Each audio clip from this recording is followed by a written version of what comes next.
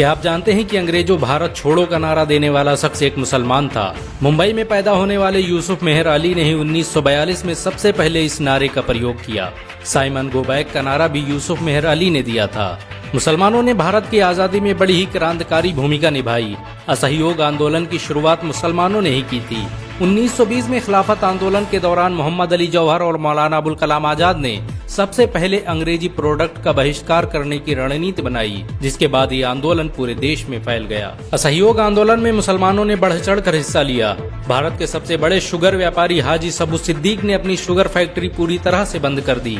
ये फैक्ट्री इतनी बड़ी थी कि इसके जरिए बनाई गई शुगर पूरे इंग्लैंड में इस्तेमाल की जाती थी। बहुत कम लोग जानते हैं कि बाटा कंपनी भी मुसलमानों की थी, जिसे असहयोग आंदोलन के दौरान एक अंग्रेज ने खरीद लिया था। आपको ये जानकर शायद हैरानी हो कि भगत सिंह का केस लड़ने वाला शख्स भी एक मुसलमान था। बैरिस्टर आसिफ अली ने भगत सिंह का केस तब लड़ा जब कोई भी भगत सिंह का साथ देने को तैयार नहीं था। इंकलाब जिंदाबाद का नारा देने वाले हजरत मोहानी भी एक मुसलमान थे। उन्होंने ही भारत की आजादी की रूपरेखा तैयार की थी। इतिहासकारों के मुताबिक 1857 में होने वाले विद्रोह में 50,000 उलमाओं को फांसी दी गई और लाखों मुसलमान सरेआम कत्ल कर दिए गए। 1857 में दिल्ली से लेकर कलकत्ता की रोड पर ऐसा कोई पेड़ नहीं था जिस पर मुस्लिम उलमाओं की लाशें न टंगी हो। मुसलमानों ने ही भारत की आजादी के लिए पहली जंग लड़ी। मैसूर के सुल्तान हैदर अली और उसके बेटी टीपू भारत की आजादी के लिए शहीद होने वाले पहले शासक थे। मशहूर क्रांतिकारी अशफाकुल्लाह खान सबसे कम उम्र में फांसी पाने वाले भारत के पहले व्यक्ति थे। बहुत कम लोग जानते हैं कि जय हिंद का नारा एक मुसलमान आबिद हसन सफानी ने दिया था। ये नारा आज भी भारतीय सेना और शासकीय प्रणाली में सम्मान स्वरूप इस्तेमाल किया जाता है।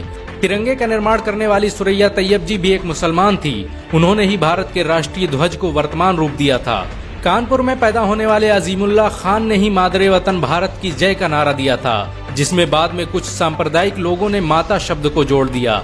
आपको ये जानकर शायद हैरानी हो कि भारत का पहला राष्ट्रीय गीत अजीमुल्लाह खान ने ही लिखा था। बहुत कम लोग जानते हैं कि मौलाना कासिम नानोतवी ने दारुल उलूम देवबंद की स्थापना अंग्रेजों को भारत से निकालने के लिए की थी। इस मदरसे का मकसद देश में ऐसे नौजवानों को पैदा करना था जो भारत की आजादी में योगदान दे सकें। रेशमी रुमाल आंदोलन की शुरुआत करने वाले मौलाना महमूदुल हसन और मौलाना उबैदुल्ला सिंधी दारुल उलूम देवबंद के ही छात्र थे।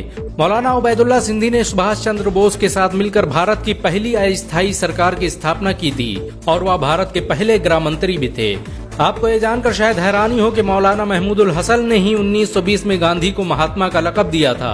उनका ये नाम इतना मशहूर हुआ कि पूरी दुनिया में गांधी महात्मा गांधी के नाम से जाने जाने लगे। महमूदुल हसन ने ही हकीम अजमल खान के साथ मिलकर 1920 में जामिया मिलिया इस्लामिया यूनिवर्सिटी की स्थापना की थी, ताकि भारतीय शिक्षा तंत्र को अंग्रेजों के चंगुल से आजाद करवाया जा सके। आपको ये जानकर शायद हैरानी हो कि काला पानी जैसी दर्दनाक सजाओं को पाने वाले 90% से अधिक लोग मुसलमान थे। अंडमान निकोबार में आज भी सबसे ज्यादा कब्रें मुसलमानों की हैं। मुसलमानों के अलावा दूसरे लोगों ने काला पानी से बचने के लिए न सिर्फ माफीनामे लिखे बल्कि अंग्रेजों की मुखबिरी भी की। मुसलमानों ने ही अंग्रेजों के खिलाफ सबसे पहले हथियार उठाए। 1772 में शाह अब्दुल अजीज ने अंग्रेजों के खिलाफ फतवा देते हुए ऐलान किया कि अंग्रेजों की गुलामी हराम है और हर मुसलमान पर फर्ज है कि वो अपने मुल्क और देश की आजादी के लिए खुद को कुर्बान कर दे। 1857 में होने वाले विद्रोह की प्लानिंग एक मुसलमान मौलवी अहमदुल्ला शाह ने की थी। वो भारत के अकेले इंसान थे जिन पर अंग्रेजों ने 50,000 रुपए का इनाम रखा था। ये रकम इतनी बड़ी थी कि राजा जगन्नाथ ने पैसों की लालच में आकर अहमदुल्ला शाह की मुखबिरी कर दी और अंग्रेजों ने उन्हें शहीद कर दिया। बहुत कम लोग जानते हैं कि 1857 में शहीद होने वाले 90% लोग मुसलमान थे। जालियांवाला बाग में जनरल डायर की गोलियों का निशाना बनने वाले अधिकतर लोग भी मुसलमान थे। भारत की आजादी का नेतृत्व करने वाले संगठन इंडियन नेशनल कांग्रेस के 9 से अधिक प्रेसिडेंट मुसलमान रहे। गांधी जी ने अफ्रीका में जहां वकालत की पढ़ाई की, वो कॉलेज भी एक भारतीय मुसलमान का था और वह जब भारत में आए तो उन्होंने आजादी के लिए अली ब्रदर्स के साथ काम करना शुरू किया, जो कि मुसलमान थे। बहुत कम लोग जानते हैं कि 1921 में केरल के मुसलमानों द्वारा अंग्रेजों के खिलाफ लड़ी गई जंग में 3,000 से अधिक मुसलमान शहीद हुए थे और 50,000 मुसलमानों के जेल में कैद कर दिया गया था। ये आंदोलन मोपला मुस्लिम आंदोलन के नाम से जाना जाता है। 1942 में शुरू हुए भारत छोड़ो आंदोलन की रूपरेखा मौलाना अबुल कलाम आजाद ने तैयार की थी। संविधान निर्माता डॉक्टर भीमराव अम्बेडकर को पहचान दिलाने में मुसलमानों का बड़ा योगदान रहा है। 1946 में जब भीमराव अम्बेडकर दलित होने की वजह से इलेक्शन हार गए तो बंगाल मुस्लिम लीग ने उन्हें मुस्लिम इलाके से इलेक्शन लड़ने की दावत दी। इस तरह भीमराव अम्बेडकर संविधान सभा का हिस्सा बन सके। अगर मुसलमान भीमराव अंबेडकर को इलेक्शन न जिताते तो उन्हें कभी भारत के संविधान को लिखने का मौका न मिलता।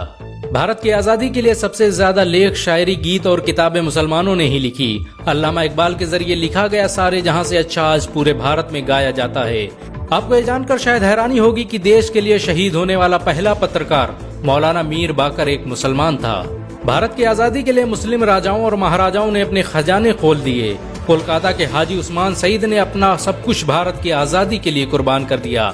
हाजी उस्मान की अमीरी का अंदाजा इसी बात से लगाया जा सकता है कि 1920 तक कोलकाता में बनने वाला हर स्कूल और हर बड़ी बिल्डिंग उन्हीं की थी।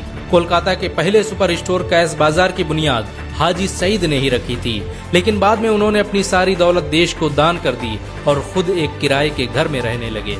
अमीर हमजा और अब्दुल हबीब यूसुफ मरफानी जैसे मुसलमानों ने अपनी अरबों रुपये की संपत्ति देश की आजादी के लिए कुर्बान कर दी। सुभाष चंद्र बोस द्वारा अफगानिस्तान में स्थापित की गई सरकार में 9 में से 5 मंत्री मुसलमान थे। भारत की आजादी के लिए देश भर में मौजूद मस्जिदों को किलों की तरह इस्तेमाल किया गया। इन मस्जिदों में सुबह शाम हर वक्त भारत की आजादी के लिए ऐलान हुआ करते थे। आजादी के वक्त कोई मस्जिद ऐसी नहीं थी जिसकी दीवारों पर मुसलमानों का खून न लगा हो। इन सब के अलावा ऐसे करोड़ों मुसलमान हैं जिन्होंने भारत की आजादी और उसकी अस्मिता के लिए अपना सब कुछ कुर्बान कर दिया। सच तो ये है कि भारत की आजादी मुसलमानों के बगैर मुमकिन न थी। भारत आज भी आजादी के लिए मुसलमानों का एहसानमंद है। अगर एक मुसलमान होने के नाते आपको गर्व महसूस हुआ हो तो इस वीडियो को लाइक और शेयर जरूर करें। ऐसी और वीडियो को देखने के लिए हमारे चैनल को सब्सक्राइब करें, घंटा जरूर दबाएं।